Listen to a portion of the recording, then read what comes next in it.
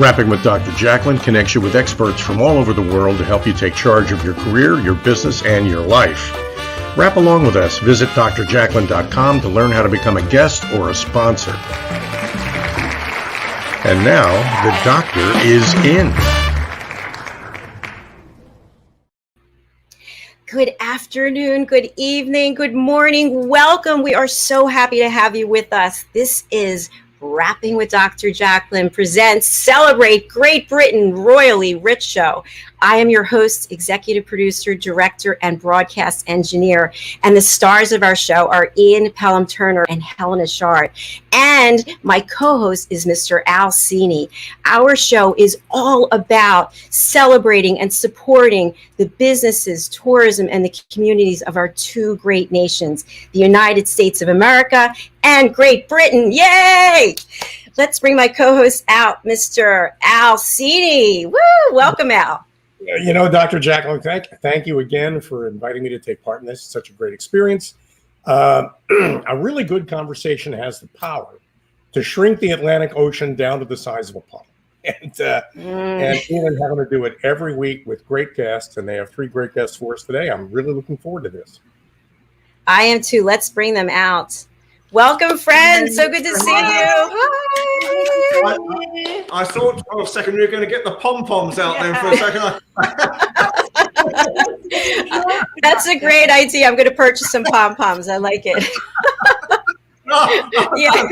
I'm being outdone. Oh, Sir Alfred. Are these your new hats? They are very good. Yeah. Yes. That's lovely. Very good. Excellent. It is. Thank you.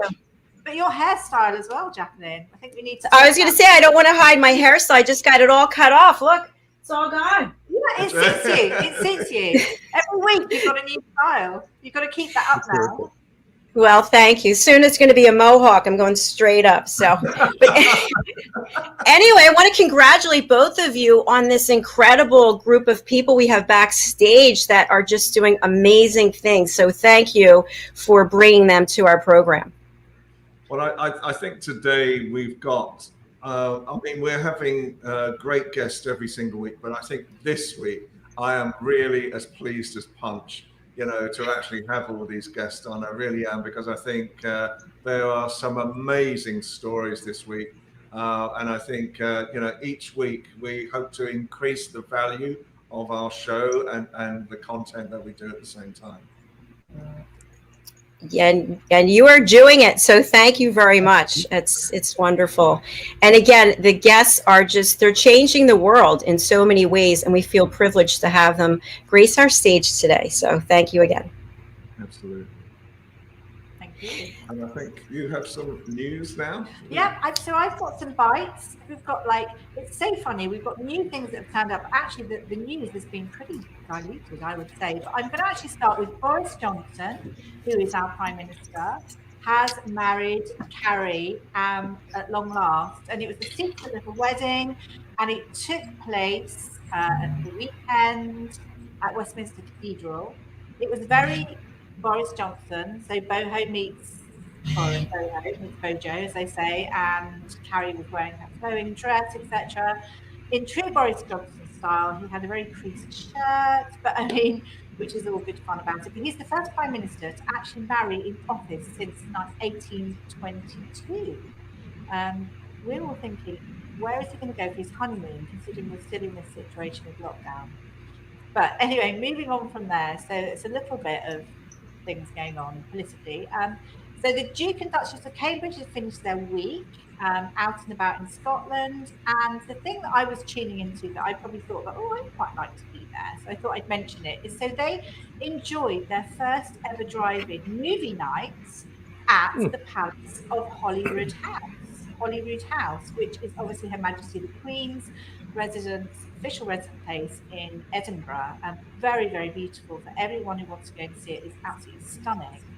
So she allowed this to take place, which is fantastic. And really, it's in recognition of NH staff who were all invited, a certain number of people, to really recognise their vital work through the pandemic, through the pandemic. Emma Stone and Emma Thompson were there.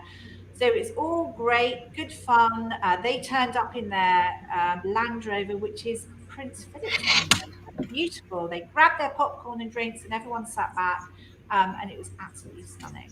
So all good fun. I know we don't have a huge amount of time for news because we've got the most amazing celebrity guests, but I think at this minute, I will move on to Prince Charles.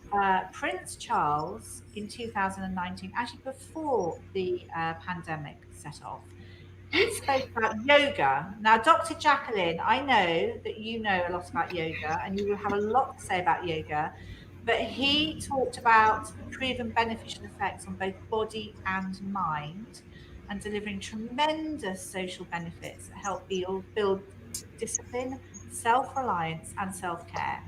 So he's been talking recently about how doctors should work together with complementary healthcare and specialists to build a roadmap, which I think is a fantastic idea. So you have this roadmap that everyone can adhere to, and it's hope and healing after COVID.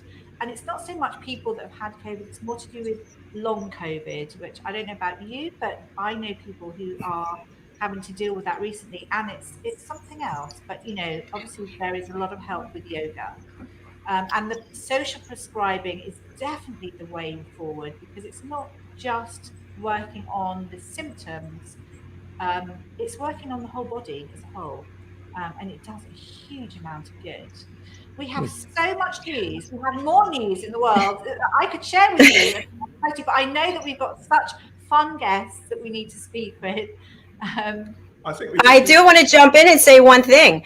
I just came up with a great idea. Why don't the Prince and I host a yoga class online? Wouldn't that be something special? I think it would be, well, we'd be there watching, absolutely.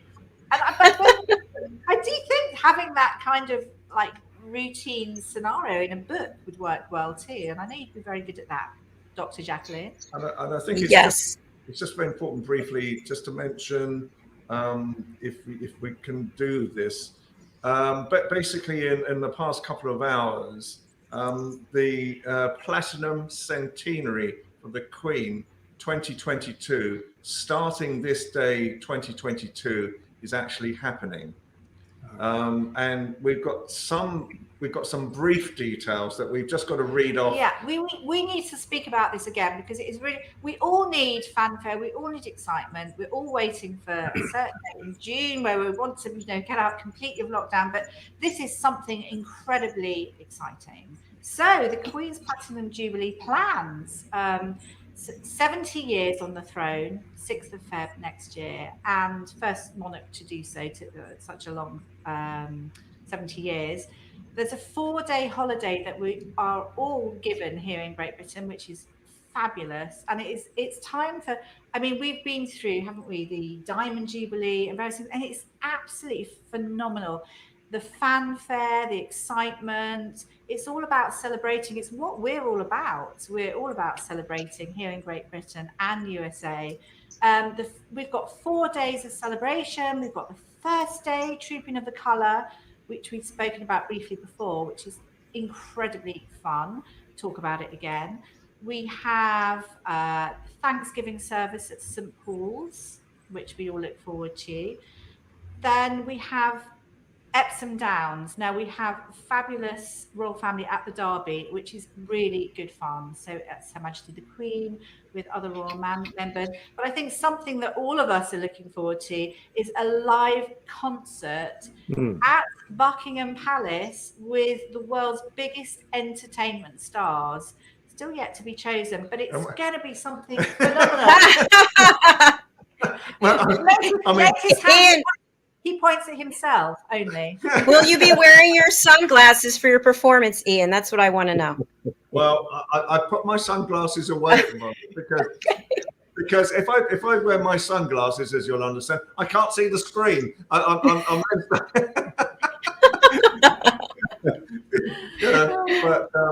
I think and sorry that I put that upon Helena, because quite honestly, it was a last piece of information. It's only been announced in the past hour, so we've only just told ourselves as well. So we were just reading it off a scroll that we got ourselves at the same time.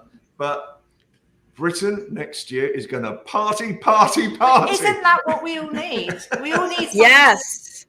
But it's not going to just be those 4 days. I think we're going to keep celebrating for the whole year. And as I say, it's what we're about. We have to celebrate all that's good. Absolutely. Well, we're going to celebrate anyway.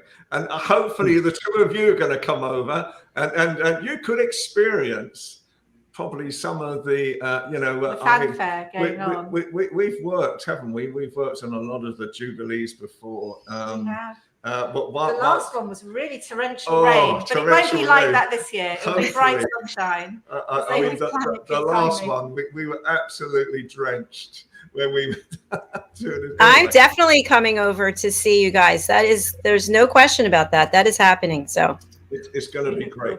So I think if it's okay, perhaps we can bring on our first guest in a minute as well, because yes. We have her waiting backstage, and she's a great friend of mine as well.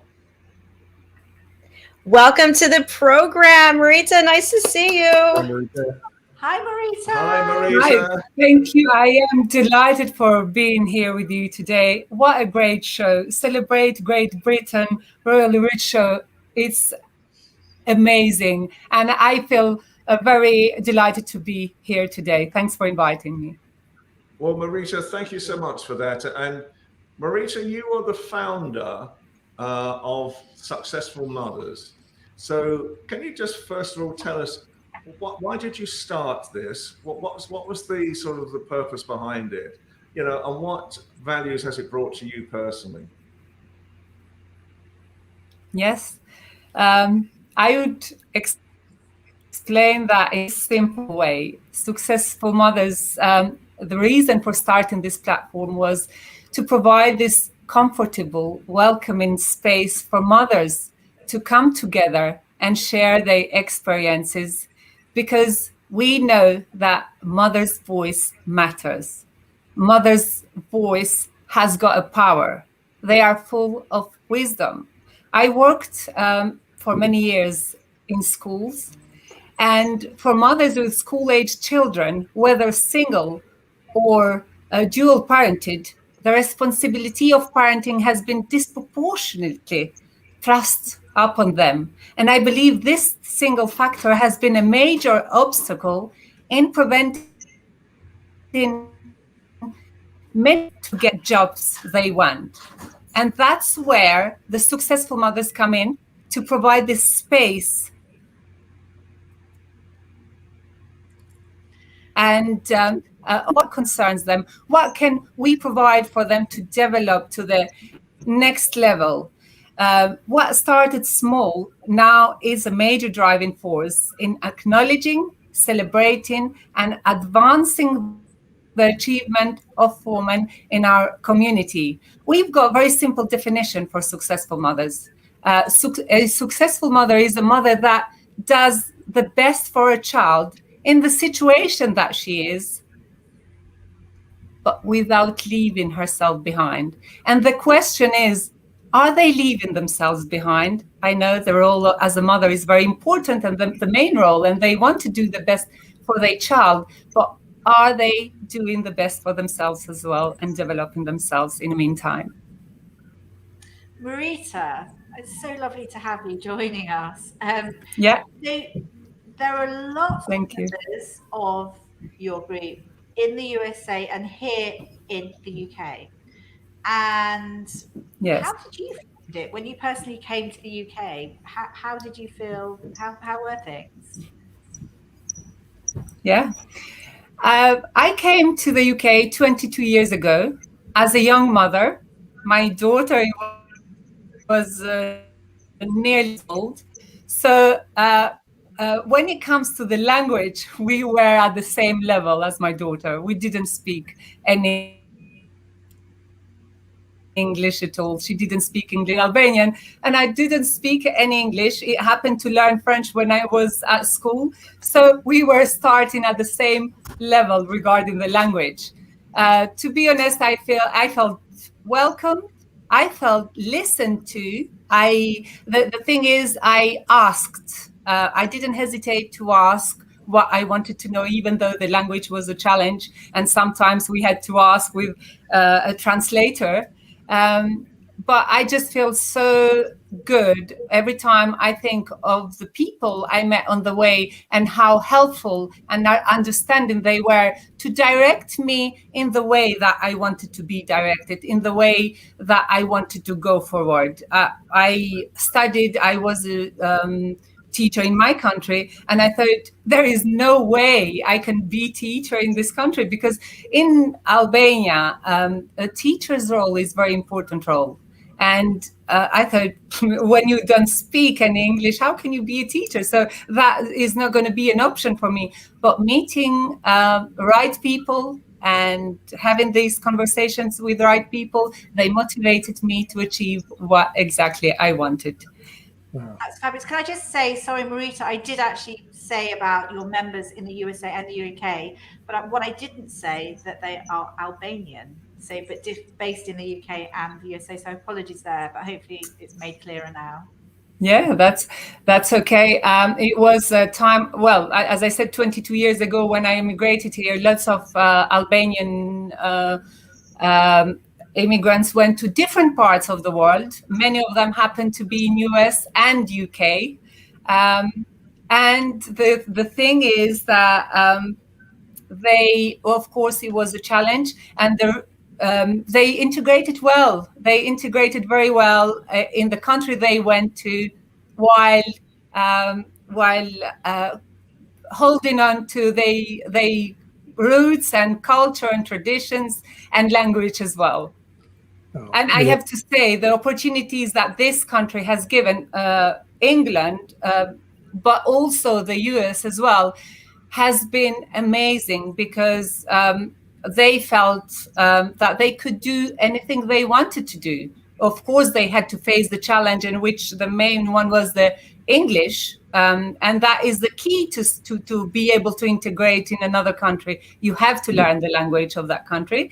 But there are opportunities as well on the other side to keep the language that the mother's tongue. And this is what we encouraged in schools where I worked to. I worked in English schools for many years, and we always encouraged parents to teach children at home their own language, the mother tongues, because that is so important. When families value themselves, value where they come from, then they are able to value other people and other communities. Wow, Maria, as you were speaking, I was thinking, and there are an awful lot of Albanian citizens in New York, 60,000, and in New Jersey, more than almost 12,000. And what amazes me about Albanian immigrants is that they don't come here to get something; they come here to give something. And I think that's why they're so successful. Is that right? Do I have that right? Yes, I agree with that. We appreciate if someone does something for us, and when we are in need, then as Albanians, we do whatever we can to return that and to do a bit more and to contribute to the place that we in. And we adapt very well to that. I mean, I feel I had lots of people from New York in my Zoom calls, and from different parts of the US actually. And it's just so nice, especially at this year, which was unknown what may happen from time to time, and we got together on those Zoom calls from different parts of the world, and it was so nice to share their experiences and how they coped with this new situation and how we coped with this new situation. And of course, they would speak about the country they were living in. So the Albanians who were in United States will speak about United States. Albanian who lived in Albania would speak about Albania. And it was a nice way of bringing experiences or a sense of different countries in our Zoom call. And we thought how small the world is, that we can come together in our own rooms and have those conversations. But yeah, you are right. They do a lot for the country they live in, and they give a lot. Merita, thank you so much for being here. I love the passion and energy that you exude. So your story is just really interesting. And we know how important it is for mothers to be strong and to be a central part of any family. What would you say are the main strengths that Albanian mothers have? Yeah. As we know, mothers are a backbone of a family or of the society, really. And the strength of Albanian mothers are that they are very caring, they are very loving, they are very compassionate, they are very kind also. And I just have to bring an example of an Albanian mother who didn't have children of her own, but cared for so many children around the world, Mother Teresa, which everyone knows her. And lots of her qualities are in Albanian mothers. Sounds fabulous. Love that. And I have to confess now, I'm actually a successful mother, aren't I?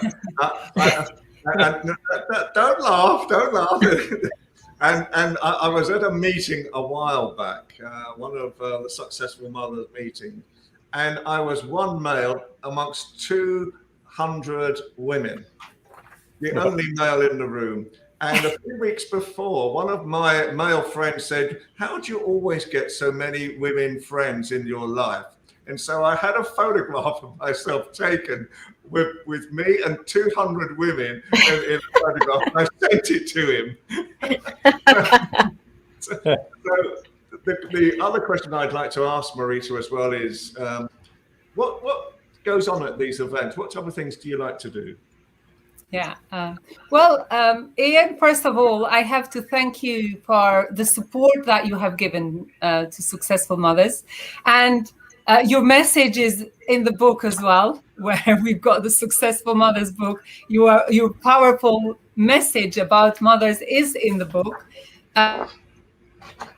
We start workshop, and you remember the confidence workshop that we started together. We do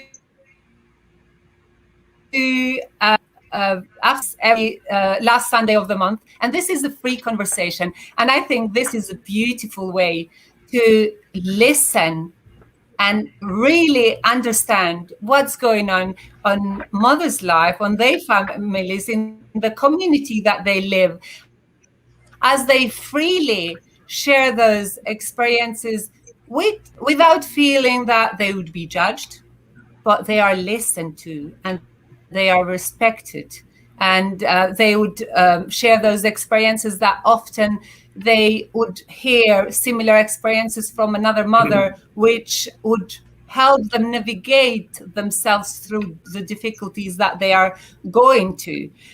We do focus groups as well, and those focus groups, we come up with a theme, and as we discuss then, based on the concerns that are raised, we organize workshops, for example, on positive parenting, on managing children's behavior. One of them was understanding online grooming. This was one of the main concerns of the parents, especially this year, that they were using so much, 50% raised, the number raised that of children using internet because of coronavirus, and they had to use this device from home for schoolwork, but also how to keep them safe online. And we thought this is very important workshop to do with mothers. So we had to find an expert and prepare this workshop especially for the platform. And also, we do events and conferences. So, it's different activities Merita, happening. Merita, just, I know that you love dancing. And I know that dancing takes place at all your events. And I just want to know, how important is it to all the mothers? That's a good question. I love it. This is so important. With art, there is no race, no religion, no age or color. So everyone would come and express themselves the way they're feeling at the moment. And dance is the best way to get people together and bond. Dance is the way that they relieve stress. It deepens that mind and body connection. It encourages that social bonding and coming together as community, but in the meantime, it boosts the mood and self-esteem. So that's why this dance is seen as a very important part of our activities in our platform. And of course, is love, fun, and brings sense of joy and peace at home and togetherness. So yeah, definitely it allows people to express how they feel at the given moment, and it's really the key. Now, Merita, it seems like when Albanians emigrate to the UK or to the US, the first words they learn are achievement, success. And so I have a question for you. What is it that makes Albanians such great businessmen and women? Yeah, that's they are good listeners. They are eager to learn and to develop. I would say that they pay a good attention to education. Education is they invest a lot in education. And we know that education opens doors for many in different ways, and it is very important part of success education. They have got very good social skills, very good leadership skills, and they make the employees welcome in the company or in the community that they are in. They do make employees very welcome. Is one of our traditions to make people welcome, even if they come in our countries or in our companies or in our home. We are very strong at this. That's really fascinating. Thank you, Merita. So I'm wondering, you hold all of these events. You talked about Zoom and we talked about dancing. Do you think that this is a great way for our two countries to come together in the future? It is a lovely way for two countries to come together in the future. I mean, in the examples that I shared or that we had, I would just like to bring two of the comments that were given from American ladies that took part in our Zoom, and what they said, that this platform brings kindness and positivity to other people. It's not only a voice, but a hope. I feel the love and hugs from far away, and that's what I sent to you also. So kindness is contagious. More we give, more we get it back. And this is a very good way to bring those two countries together with nice, with kindness and with love and attention and listening as well. Another lady called Lindita from New York, she said, every time I come to your Zoom events at Successful Mothers, I am filled with positivity, full of love that heals the soul and gives hope for life. And to me, this message is, of course, very important because this was given in a time when it was very uncertain situation and people didn't know what's happening from day to day. And all we could was this type of activity from our own homes, but make people feel listened to, make people out there are listening to them, and there is care out there. People care for each other still, even though we are locked in a lockdown and not allowed to go outside. We still can do nice things for each other. And definitely after this pandemic situation, there is much more other ways to bring countries together. And now that global, that years ago seemed so unachievable, now it feels like it's local. I was just thinking that this pandemic has really broken a lot of barriers so that we feel comfortable doing business, being friends with people all over the world we may never have had access to before. So thank you for everything that you're doing in your role there. 2 questions I have for you. What would you hope for the future of successful mothers, and how can people get in touch with you? Yeah, thank you. For successful mothers, I would say to continue and listen to people. We often see that people get together and everyone wants to talk, but not many people would like to listen, maybe. Or really, when I mean hearing things, yes, but really listening, and to have that deep understanding what's going on people's lives, and bring those sensitive topics maybe that are bothering families or society, and bring them in discussion and do great things to change in a positive way, where it takes with people from not just London or in England, but from United States, from people from different, because more we work together, more we get to know the different type of situation and come to better solution. And that's what successful mothers tend to do, to work with people, understand the situation, and bring the best solutions possible for mothers and families. And yes, for people to get in contact with me, I would say I am on, we've got a Facebook page called Successful Mothers. So that's the one way. We've got a website, www.successfulmothers.co.uk.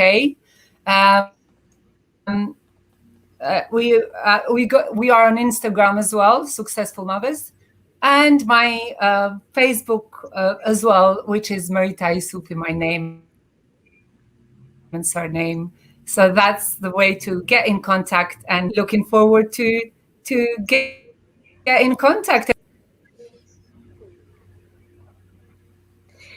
Thank you for a brilliant interview, and thank you for bringing to our attention that the roles that mothers play are so important, and you have to take care of yourself first, mothers. You have to look after yourself. So it's not selfish to do that. It's really a priority.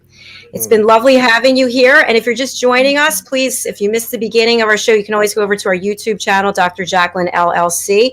We are going to take a quick break and hear from some of our sponsors before we bring out our next guest. Thank you again, Marita. It's been a pleasure. Thank you. Thanks, and Marita. see you soon. Thank you. Thanks. Bye-bye. Bye.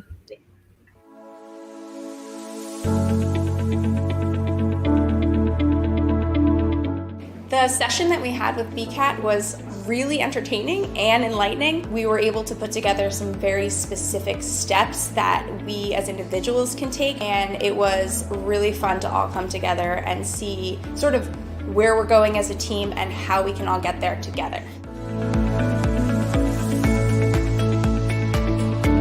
We had a tremendous experience with the BCAT partners. One of the challenges that we have as an organization is to make sure that we have the right people in the right chairs doing the right thing. To do that well, you have to have synergy. You can try to dream up ways to make sure your group does that, or you can rely on experts. We would recommend BCAT partners to anybody who's looking to take their organization to the next level.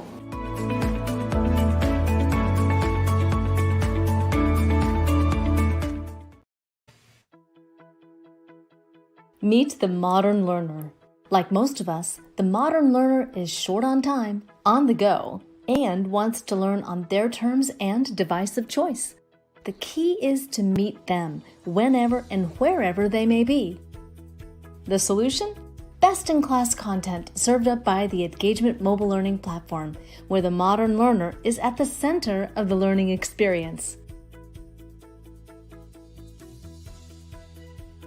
For example, they can receive a text message that alerts them to a new learning module. They simply tap, watch,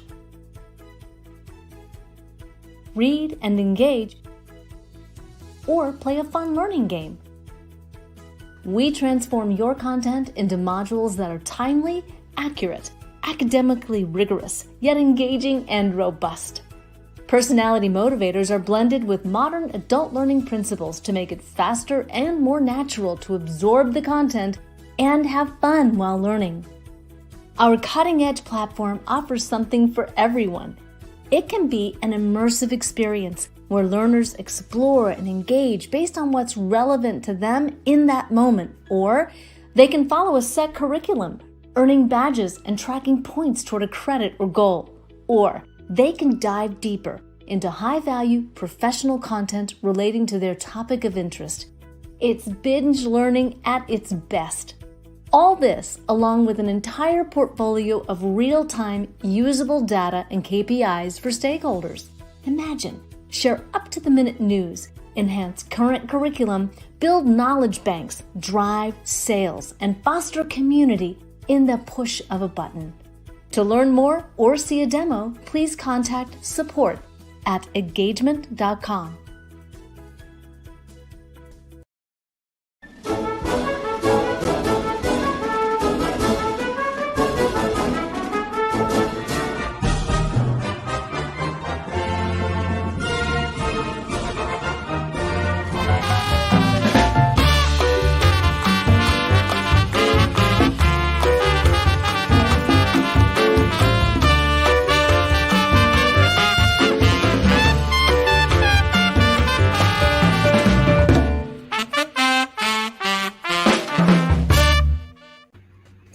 Hello, dear friends. Welcome back to Rapping with Dr. Jacalyn presents Celebrate Great Britain Royally Rich Show. And I'm here with this guy over here, Sir Alfred the Elder, and the stars of our shows, Ian and Helena. Hi.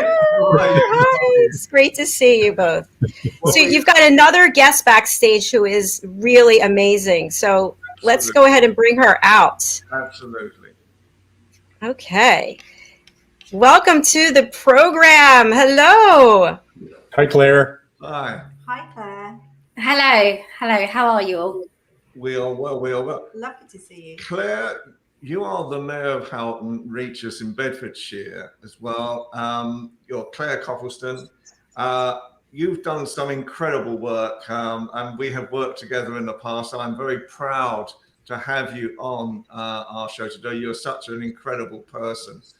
But as mayor, what can you tell an American audience? What is really a ceremonial British mayor all about? What are the types of duties that you have to perform?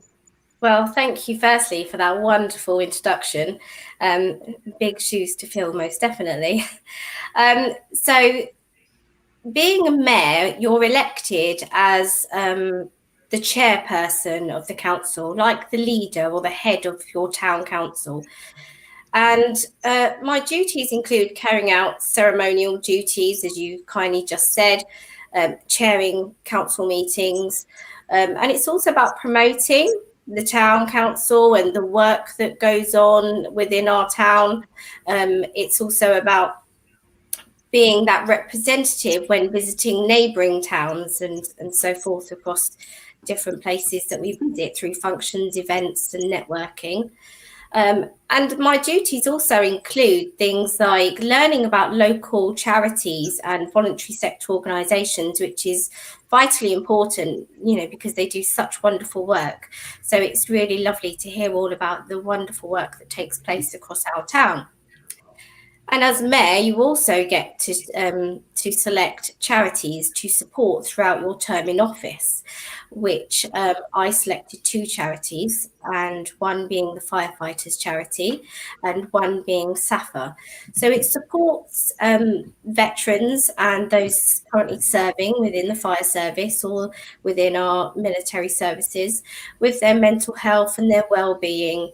And it provides a vital service to them when they need it most.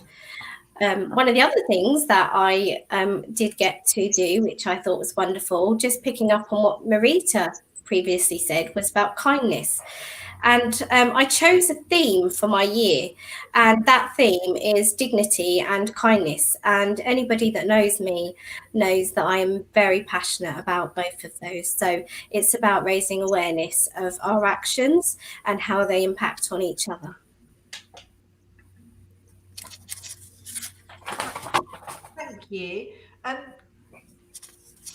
always wondered what it's like to be mayor myself. My dad's actually mayor, but in Cyprus, so it's a different kind of setup. Is it hard work? I think it's history attached to it all.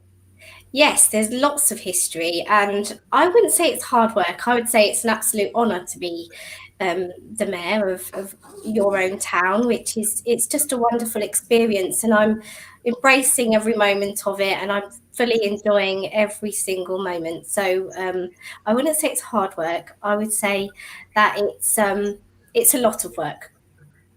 And yes, there is lots of history attached.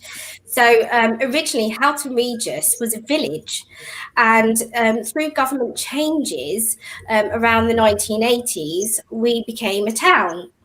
And so the Houghton Regis Town Council was established in 1980.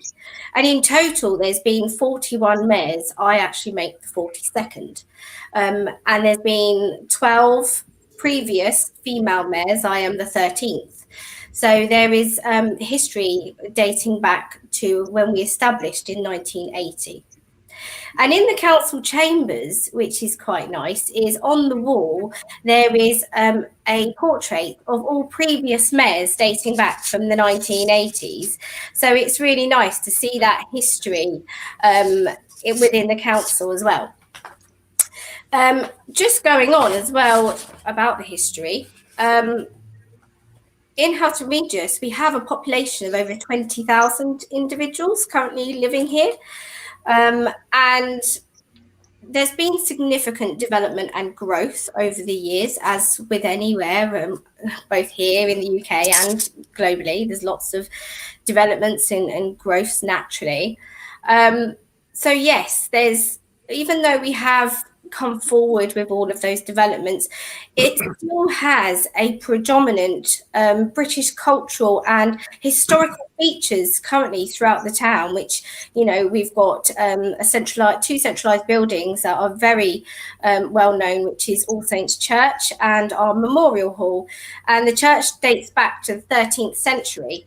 And there's a font in there that's over 800 years old. So there's lots of different things that you can see throughout Houghton Regis that are both British, that promote both British culture and lots of history as well. In fact, Houghton Regis, the word Regis, means royal manor, and our Memorial Hall was built initially for the Lord and Lady of the Manor in the 1700s. So there's lots of history here. You know, I think it's amazing that you're a steward of a history in your town, a lineage in a way of, I think it's just wonderful. And I also have a program note here that says you won a National Royal Bravery Award. Maybe you can tell us about that? Yes, I did. And it was most unexpected. So in my personal capacity, not as mayor, in my personal capacity, I do lots of volunteering work myself, and I love to give back to the community. And I am trained as a medical first responder. And I was out one evening when I witnessed a horrific event where a man was walking towards us, me and my colleagues, and he had dreadfully, it was an awful situation. He had been stabbed severely in the neck. And it was a very big situation, very emergency situation. And so without a thought, I literally went over and helped him. And by supporting him medically, keeping him calm, and basically managed to stem the bleeding and buy some time until, we had more medical emergency support. And I managed to keep him alive. So I was awarded a Royal Humane Society Award by Princess Alexandra, which is a charity by Her Majesty the Queen, who Princess Alexandra is a patron of. So it was most unexpected. And all the things I do, I don't do them for awards.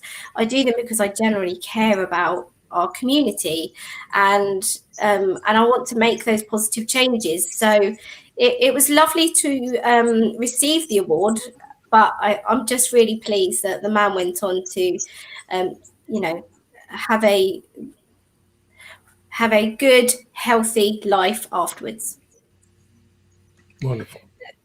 Mayor Clare, you're obviously very kind and you're very humble, and you've won my heart, actually. So I just wanted to congratulate you and thank you for everything that you're doing. And we're all in support of powerful women in frontline positions. And what I'm wondering is the fact that you've accomplished this, that you've attained the title of mayor, what does that mean to you? It means so much to me, and like I said earlier, it's such an honour and a privilege to be able to be the Mayor of Houghton Regis. And for me, it's so important to inspire other women, young females, that actually, if you really work hard, you can achieve anything you put your mindset to. And I want people to know that you can aspire to fulfil the roles that you want to do. And you can make those positive changes. It's just about working hard, being focused, and it's all about inspiring females and our younger generations. So that's what it is for me. And Clare, Women supporting women. Thank you. Absolutely. Clare, I know you do so many things, and we've worked together on other shows and that. But can you tell us, apart from being a mayor, what qualifications do you have? What type of careers have you done? What type of volunteering do you do as well? Because you do so much. I do. And one of the questions I get asked actually is, how do you do it all? So I think it's, if you want to achieve something, then you will find the time to achieve it. So in my personal capacity, I am a trained mental health practitioner, and I have worked in mental health and wellbeing services for many years. I also am a trained EFT, which is emotional freedom technique or emotional freedom therapy practitioner. I do life coaching as well, and I talk a lot about well-being through different networking platforms and looking at the benefits for our mental health and our physical health, and taking a holistic approach to our overall well-being. I teach. So I am a visiting lecturer at the University of Bedfordshire, and I have been teaching there for many years now, and I teach mental health studies. And I do lots of volunteering work as well. So in the community, I am a first responder, which I said, and I've volunteered on many other projects, like throughout the pandemic, delivering food parcels and prescriptions and checking on our elderly and vulnerable during the pandemic. So I have I've done lots of volunteering work over the years as well, which is all wonderful, because that's being part of your community, isn't it? And it's about building that community cohesion. So it's about working together. And when we work together, there's great strength in that. Yeah. You've got so many things. Congratulations, Clare, all those achievements. Thank you. And all these things that you've achieved as well, I would say, and I guess you can tell us, do they help towards your role as mayor? Absolutely. And I think as well, for me, it's about, what can I bring to the table, in a sense? How can I support the council? How can I support the community? And I think that my professional capacity and my career, my volunteering experiences, my personal experiences. I think that is so vital because I'm very much working across the communities, and I have done for years. And I think it's good because I'm able to be able to relate to people. I understand the communities. I understand everyday problems and issues and struggles, and I look for what's being done and what's not being done. Let's fix the gaps. Let's support people more. And I think I bring a lot to being a mayor because I've had those previous experiences. And so I do find that does help. Claire, you were sharing an amazing story of a wonderful, accomplished career. You've won awards and you've won elections, which is no small feat. Is there a particular highlight you'd like to share with all of us? I think there's many, but I think for me, it's the journey. When you work in supporting somebody wholeheartedly and you see that individual at their most vulnerable, I think when you support an individual through the worst times to much better times, healthy, focused, engaged, happy, and smiling, that journey for me, there's nothing like it. And I think that's for me is the highlight, when you actually can see that you've enabled somebody to have hope again, to have that journey, to know that that is just a temporary situation, but with hope, with support, with guidance, you can actually achieve and you can feel better in yourself. You can achieve the things that you want to do.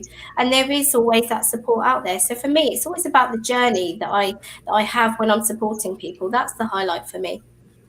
It's a great lesson for all of us. And Mayor Claire, that's exactly what this platform is all about. So thank you again for sharing some of your story with us. We could have you here for probably days and weeks with all the things that you're doing. But you did mention some of your volunteer work and helping the community. And you also are very much engaged with serious issues like with youth, with young children, and also with crimes with knives. Can you share a little bit more about what you're doing in those fields? Yes, absolutely. So obviously here in the UK and in other countries, we have experienced serious youth violence and knife crime. And over the past few years, there seems to have been an increase in that here in the UK. So one of the things that myself and my colleagues, we got together and we set up something called the community meetups. And this was about engaging in communities, listening, creating a forum, a platform where people can come together, where they can talk about things that they've experienced, where they can talk about their concerns, their worries, their issues, their traumas, what they're currently going through. And sometimes it's better to do those types of community meetups with voluntary or community organisations, because people don't always want to come forward to talk to police officers or local councils. They want to talk to people who will understand, who will listen. And actually, by engaging and by providing these community meetups across the whole of our county, we was able to get a better idea of geographical issues, and then that helped us in providing and working towards a strategy to start to tackle some of these worries, concerns and issues. So it was a great initiative, and it worked really well. So we was very proud of that one. We're very proud of you. Thank you. And can I just say finally, you've created a great opportunity for a lot of people. I know. What would you love to see in Houghton Regis this year? Is there one thing that you would really think, yes, I've done, I know you're doing a great job anyway, but yes, I've really created something. What would be the one thing that you hope for Houghton Regis and for your year as a mayor? So I hope to raise lots of awareness about dignity and about kindness, not just about being kind to others, but also about being kinder to ourselves. And in terms of dignity, I want people to think about, what does dignity mean to you as an individual? And let's start having those conversations about what your dignity definition is to you, and how can I preserve your dignity? And these can be simple actions like, how may I address you? Quite often we assume how we can address people, but that may be impacting on somebody's dignity. So I want to make sure that, throughout my term in office, that we do raise awareness of being kind to others, because we never know what somebody is going through, and also be kind to yourself. And I'm very passionate about supporting dementia services. So I hope that part of my legacy as a councillor or as a mayor is that we can move forward to create a dementia-friendly town for Houghton Regis. That is one of my passions that I would really love to see everybody working, building that community cohesion and supporting our members of our community, our residents, those currently diagnosed with dementia. Whilst also, I'm very ambitious, whilst also supporting intergenerational activities where we can bring families together of all ages. That, for me, would be fantastic. That's fabulous. Fabulous, fabulous. Claire, thank you so much for coming on the show this afternoon. Such a pleasure. It's just incredibly wonderful to hear what you're doing. You are so gifted in every area of your work as well. So well done. Thank you so much. And it's so wonderful to meet you all. Claire, it's been an absolute pleasure. Keep doing all the wonderful things that you are doing. How do we reach you? How do we get in touch with you? So I do have Instagram, which you can contact me on mayor_Clare, and Clare is CLARE. And I'm also on Twitter, which is at Mayor Clare. Well, congratulations again. We are going to take a break and hear from some of our sponsors. I think, Mr. Sini, you might have a quick announcement. I won't be back after the break. I have an appointment at 11, but what a wonderful program. Don't change the channel. Come on back after this break. All right. Thank you, Sir Alfred. And thank you, Mayor Clare. Thank you. The music, services, and programs that we offer at Listening to Smile are based off of scientific studies and research, along with our own personal experiences and testimonials from our clients and our affiliates that we work with worldwide. My own personal journey began in around 2010, and I tried to find relief from a chronic illness that I was diagnosed with. And the traditional ways of healing, they tried to fit me in this box, and that didn't work for me for so many reasons. And this led me to a self-discovery that I never expected to be so life-changing. Healing is multifaceted. It requires us to really look at our whole selves and to get really honest about what we see. I started to see movement towards recovery when I started to integrate yoga into my life daily. When I started to incorporate the music into all aspects of my life, including my yoga practice, my healing completely accelerated. And listening to Smile's music helped me to open my consciousness. I was able to open my eyes to new perspectives and make changes that I needed to make in order to recover. The most noticeable difference that I saw right away, immediately after listening to my first frequency track, was how much my anxiety completely stopped. There was such a relief. My mind was actually quiet for the first time in so many years. I felt safe. I felt this comfort and this peace immediately. I continued to listen daily, and I found that amazing things were happening inside of me. I felt calmer, I felt happier, I felt like I was in this little bubble of peace. Physically, I started to see the changes happening. I started to see the things happening in my body that needed to happen for me to heal from my illness. I felt empowered, I felt hopeful, and something that I hadn't felt in years. This is why we at Listening to Smile integrate yoga and Listening to Smile music together. We see such a huge benefit from integrating the music into other modalities of healing. It accelerates these modalities, it steps them up to another level because it works on the brainwave states and the neural pathways in the brain. This is something that is not very easy for us to do alone at home, but the Listening to Smile music makes that possible. This is where real change happens. This is where the body and the mind sync up and work towards health of the being as a whole. That is true health, and Listening to Smile frequency music will get you there.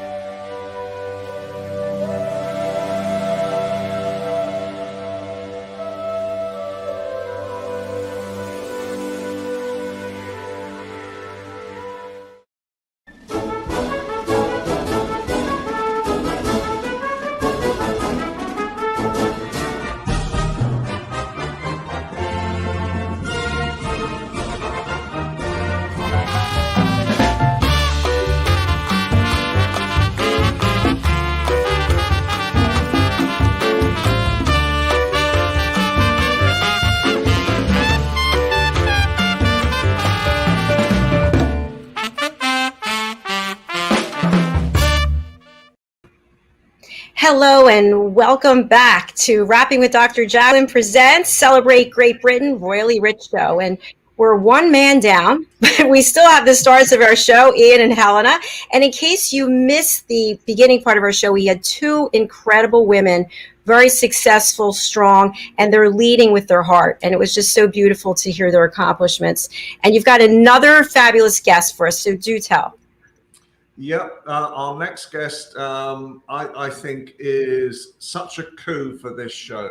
I really have to say, it's Bishop Trevor Mwamba, and he's talking to us really about what could be the future of his home country, Zambia. So I hope Bishop Trevor is with us. Yes, he is. Let's bring him onto the show. Welcome. Thank you. Thank you very much, everybody. And I must say how much I thoroughly enjoyed the previous speakers, and extremely inspiring. And thank you for making me a part of that. Thank you, Bishop Trevor. So I know you've worked in America as an Anglican bishop and also in London as well. Can you just give us a little bit of a history, first of all, because I think you're having your own journey, is how I would describe it at the moment, of really transitioning, still obviously a Christian and still a member of the Anglican Church, but you're moving into politics as well. So could you just give us a little bit of a background, please, on how your life as an Anglican bishop, first of all? Yes, indeed. Well, thank you very much. I'd like to turn my journey to borrow a title of a book written by Frederick Bickner entitled The Sacred Journey. And that's how my life is. I actually started off in law. And when I finished my law studies, instead of going to practice law, I felt drawn into the church, and I went to Oxford to read theology. And I completed my studies there and was ordained in London. That's in Luke's Chelsea. I served briefly my curacy in London, Notting Hill at All Saints, and then returned back to my home country of Zambia. This was about 85. And in 1987, I was appointed the Secretary General of what we call the Church of the Province of Central Africa, which is the Anglican Church in Botswana, Malawi, Zambia, and Zimbabwe. So I was the Secretary to the Archbishop and all the bishops. I was the Executive Officer. And then I later became the Bishop of Botswana, and then got married. And then later on, I went to England, in the Church of England, and became Assistant Bishop in the Diocese of Chelmsford, and also was the rector of Barking and East London. And then later on moved on briefly in Europe, and then I'm back to Zambia. But I've also spent time in the United States of America. So that is a synopsis of my journey. That's wow, that is amazing. So you decided to go into Zambian politics. Was there a really, really big reason why you did that? Is it? Yes, indeed. In a sense, well, let me put it this way. One of my great French, poets is a gentleman named Charles Péguy, and one of his favorite poems is entitled God's Dream. But Charles Péguy also said that everything begins in mysticism and ends in politics.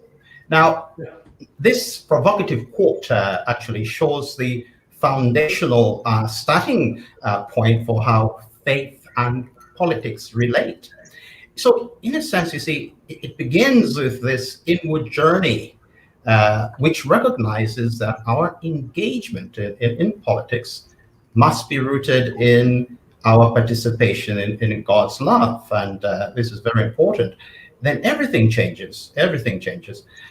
For I see that the heart of creation is God's love, overflowing to embrace all of life. And what I heard from our previous speakers is an expression of that. That's God's love overflowing to embrace all life. And so when we are invited to participate in the transforming power of this love, there we discover the ground of our own being, as well as centering our life and all our actions. And in a sense, as a Christian and as a believer, I believe that this is clearly revealed in the life of our Lord and Savior Jesus Christ. You see, his love for his enemies, his non-violent response to evil, his embracing of the marginalized, his condemnation of religious hypocrisy, his compassion for the poor, and indeed his disregard for the boundaries of social exclusion, his advocacy for the economically oppressed. All this actually flowed from his love and mutual participation in God's love. So the politics of Jesus, or the politics of true faith, is one which is presented in a very clear agenda for a radical social and economic transformation in his time, and of course in our time. And so if we look deeply, we discover that Jesus' mysticism ended in politics. And this is how my journey has been. And so I'm coming to my country of Zambia because there is need to address the challenges, the difficulties that the country is facing. And I believe I have the experience and the calling to do this. And that's what brings me back to Zambia. It's a continuation of my sacred journey, of my calling, expressing it in politics. And if I may just conclude by saying that when I look at the lives of some of the great men and women of our time, this mysticism ending in politics is clearly defined in their lives. I think, for example, of Dag Hammarskjöld, who was the greatest Secretary General, in my view, of the United Nations. And his book, Markings, reveals his mystical dimension and how it was reflected in his public life. Our earlier speaker, Merita, referred to Mother Teresa, and that also, she was a very mystical woman and expressed in our social engagement. Think of Martin Luther King in America, his civil rights movement was informed by his mysticism, his faith. And so we could go on and just show that's where I am, that's my journey. Dr. Trevor, thank you so, oh, sorry, Claire, Helena. I was going to say, thank you so much for sharing the connection between mysticism and politics. And the reason for your return to Zambia. As you know, the country's struggling financially, and I'm wondering if you could share with us how you and your party will help to work and resolve this. Yes, indeed, precisely. I mean, Zambia's economy is, a rich rock bottom. And this is one of the reasons why we are back. And as you may be aware, Zambia actually is not a poor country. It should not be a poor country. It is mineral rich. Copper is one of its great assets. We have emeralds, after Colombia, perhaps the best emeralds in the world. But if we go to copper itself, as you may be aware, with the whole climate change, and countries in Europe, I know in the United Kingdom, 2030, they want to ban all means of vehicles using petrol and diesel and go electric. So copper becomes a fundamental component to this green revolution and green change. And that in itself, we want to ensure that we will be able to improve our economy by providing an avenue where investors can come in and there will be equitable sharing of the resources of the land. So one of the reasons why we are in a very dull economic situation is, of course, incompetent economic management. Corruption is one of those things. So we want to bring about transparency. So my manifesto, our manifesto as UNIP, is open to transparency. We shall engage with our partners, investors, internally and externally, to ensure that we're able to get through this turbulence at the moment. Thank you for providing those insights to us, especially for those in the country, in the United States, who might not be aware. So that was very helpful. I'm also wondering, you shared with us about your journey from the church into politics, but what was that transition like for you personally? Well, it was fun in a way. This is how I look at life. Everything in life is interconnected, and so politics, the church, or whether you are in other professions, it is all interconnected. It's about serving humanity. So it was an effortless transition. You're always dealing with people. There's something actually which I should mention in terms of my own life, that I also did little cameo appearances in a movie and a TV series, the #1 ladies detective series. So I doubled a little in acting and so on. So my transition is always something which I find effortless, because it's all about life and how you engage ourselves. I think Merita talked about dancing as an expression. Well, that's how I find my transitioning to other things. It's almost like a dance of life or professions. I love that. I love the fact that you were in film also. It's amazing, Ian and Helena, the three guests today, they've done everything. They've covered every possible industry and opportunity. I must admit, I think this is a disclosure, Bishop Trevor, this afternoon, that you've been in a detective's. Well, I'll tell you. You've caught me unawares on that one. Can I ask, because there is a serious side to what you're doing at the moment. You're hopefully, are becoming the president of your party. But in August, as we all know, Zambia is going to go through its own presidential elections. And we could be talking to the next president of Zambia as well. So do you have a vision for Zambia? Do you, what is that? And how would you personally like to be perceived during that journey?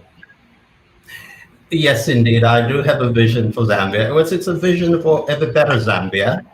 And as I mentioned, at present, the country is in a dire straits economically and socially. So that needs to be improved. And so I would like to embark on improving the livelihoods and the living standards of our people. And that's doable. With the right people, the right vision, that's what we shall do. And so it's about bringing hope to our people who feel at this moment hopeless. It's about bringing prosperity back to this country. And it was a very prosperous country at independence. It's one of the richest countries in Africa. Back to the people through transparency, the rule of law.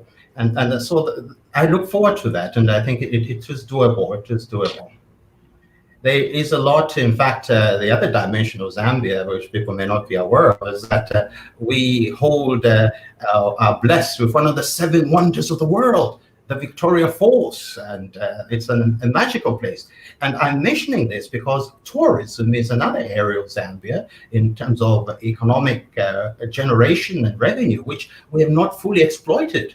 And apart from the Victoria Falls, you'll be surprised that in the northern part of the country, we have 7 waterfalls there as well, which people are not even aware of. And so there is, of course, also the game reserves and so on. You hear about in Kenya, the wildebeest migration, but we have one of the greatest wildebeest migration within Zambia as well. So there are all these things. But to answer your question, it's coming back, it's about improving the livelihood of our people. So those people are going without meals, who have at least 2-3 meals a day. And we have the means of doing it. It all comes back to leadership. And I think that's the most important thing. And we want to ensure that leadership. I love Dr. Trevor. I love hearing about the detective agency. That thrills me more than anything. Actually, in a sort of frivolous way. Helena, let me just say this, if I may. If you read my friend's book, this is Alexander McCall Smith, the series of books. So I make little cameo appearance. Well, not really. Well, I'm written in about 8 or 9 of his books, so I appear as myself. Do you really? Wow. That is incredible. I'm a great fan. Really, I am. So I'm Mara Motswa's friend, so she'll be saying, my friend the bishop is now the president of Zambia.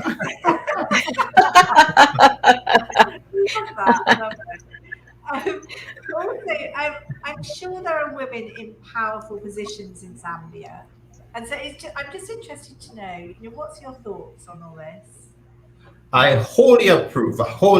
In fact, you'll be delighted to hear that the vice president, the current vice president of our country, the Honorable Mrs. Inonge Winner, is a woman. And we have also running for president in Zambia, a friend of mine, and her name is Chishala Kateka, a woman. We've had a woman finance minister who was in that position a while back, and Margaret Wanakatwe. So we have women in powerful positions in Zambia, which I totally hold and support. And I think when we are in power as UNIP, we'll try to even increase the participation of women in major positions in government. Brilliant. That's so good to hear. We love hearing that. Yay. Thank you. Dr. Trevor, what are some secure opportunities to invest in Zambia? There are various areas, as I mentioned, the copper, the mineral sector. There's cobalt is also a big part of Zambia, and the tourism sector. There are sectors in manufacturing that we want to go in, and the agriculture sector. So those are just examples in which investors can come and explore in Zambia. So it's an enormous country that offers enormous opportunities in different sectors for investors to come. And we shall ensure that, of course, our investing policy is guaranteed to safeguard the investment of all interested investors in Zambia. Thank you for sharing that. And we are running your email address across the screen. But I'm also wondering, when you win this election, what will your first actions as president be? Well, indeed, as I alluded to, the economy. So we want to make sure we're back on track, and it won't take too long, and to improve the living standards of our people. but my main focus will be with the experts around and in my administration to improve our economy and deal with the public debt that the country is facing at the moment. Bishop, a doctor, a film star, future president. How can interested parties get in contact with you? I'm delighted that you're running the email down there, but also we have a Facebook, a unique Facebook, which can be easily found, and then they will be able to get in touch with us.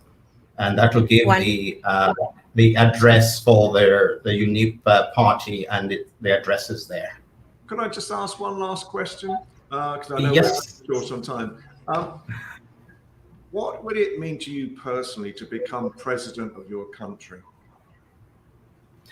It's about service. It's about service. I believe any public service at politics, and for me, it takes me into this role of being a servant of the people, the Zambian people, the African people, world people. Service to try to bring about what, and I believe the prayer of St. Francis of Assisi, who said, where there is hatred, let me sow love, and where there is disunity, bring about unity, and where there is conflict, bring about peace.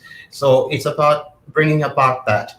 And as my other speakers alluded to, about dignity, about respect, about togetherness. So my role as president of Zambia will be about how we can all live to the full potential of our lives, the better, and serve the better angels of our nature, and showing about that love and compassion and understanding that we have all been gifted with as human beings, and to see how we can all live in peace. So I'll try in my own small way to inspire people towards that, and to live towards the better side of our lives, of our nature.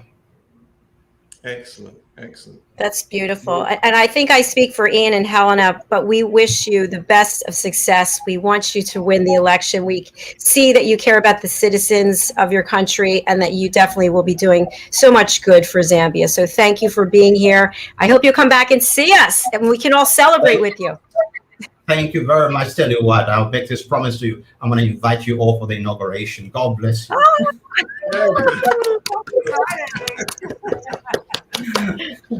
Absolutely wonderful. Thank you.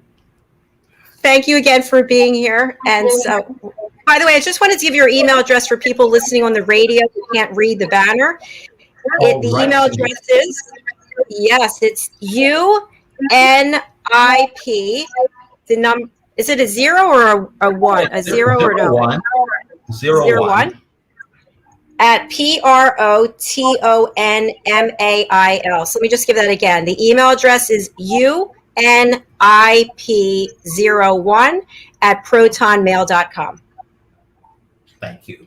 Thank you very much. Thank you. Thank you. Best wishes to you. And again, seriously, come back and see us. Thank you very much. God bless you all. Thank you. God bless you too. Bye. Well, I just have to do this for a second. It might seem crazy, but I have to take my hat off to both of you, because they were 3 unbelievable guests. I love everything that they're doing. And again, that's what this platform is all about. So I thank Merita, Claire, and Dr. Trevor for being here today.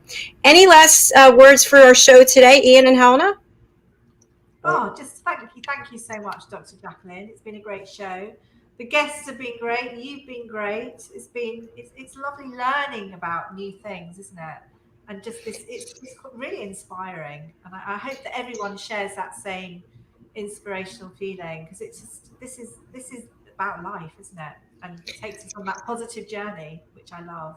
And I think the guests that we're getting now, we now have a queue of guests wanting to come on this show. And with Philip Chan, our booker as well, that you know, we have something like about 2,000 people, he's telling me. But Dr. Jacalyn, keep taking the vitamins. I'm doing the same. we've got to have longevity on this show. That's for certain.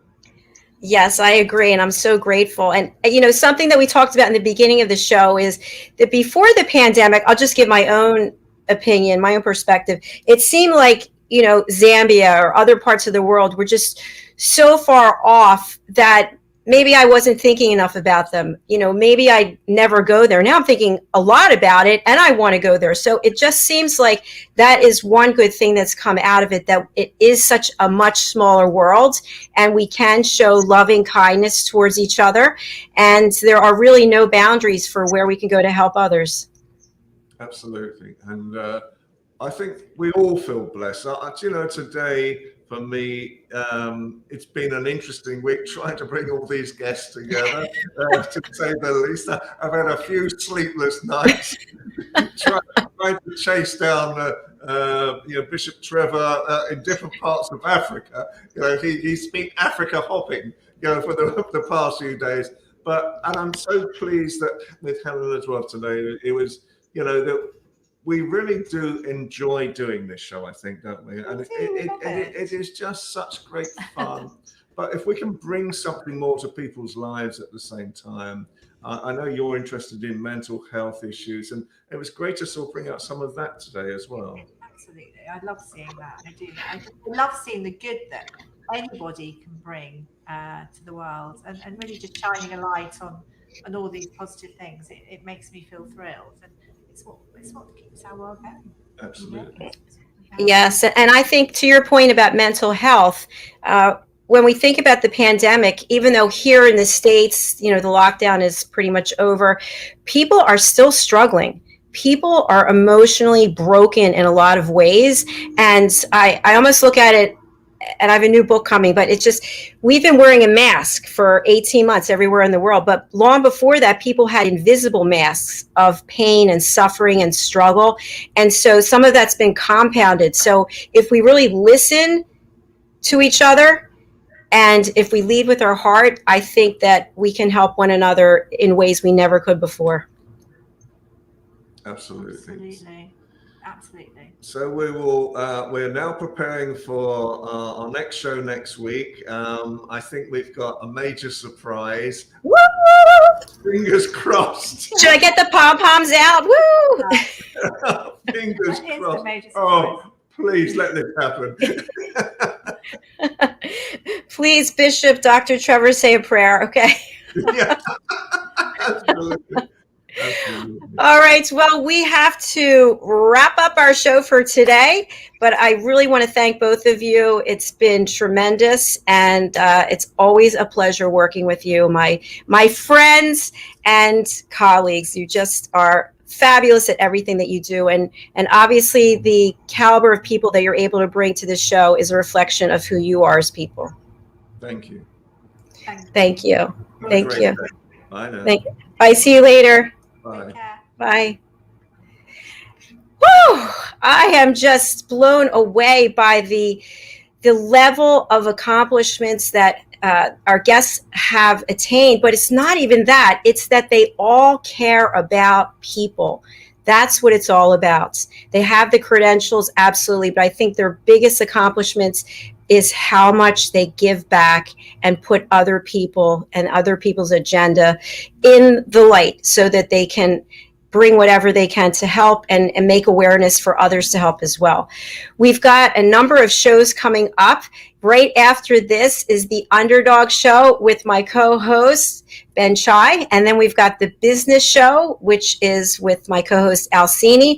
Then we've got A Better You, Lessons from the Best, Coaches, Consultants, and Trusted Advisors. And then we close out the day with In the Name of Love.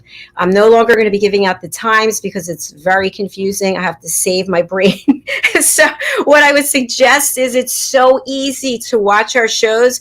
Just do one of two things. Okay, we're on 11 platforms, so you have 11 options. Easiest thing, go over to YouTube, youtube.com. In the search engine, type in Dr. Dr. Jacalyn, Jacalyn, LLC, and hit subscribe. And then you'll be made aware of every program that we have. You can go back there and watch the shows as many times as you want. The other thing you can do is you can go to Facebook and you can like Dr. Jacalyn's interviews. So they're the two ways I think that are best for everyone. They're the easiest. I'm going to say goodbye for now, and thank you for being here. And I hope to see you, I think it's very soon, exactly 1/2 hour. So I will wish you a great day, and we'll be back.